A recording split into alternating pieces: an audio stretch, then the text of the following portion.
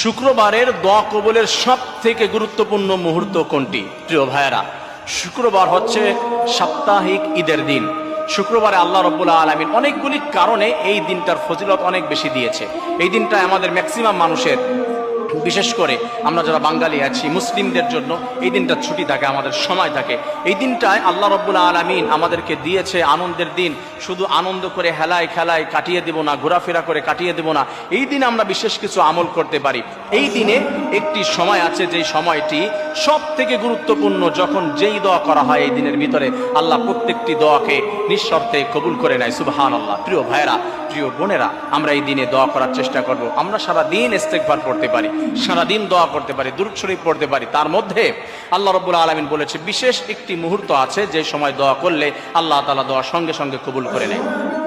সেই সময়টি কেউ বলেছে পুরা শুক্রবারের দিনটা, আবার কিছু কিছু বর্ণনায় এসেছে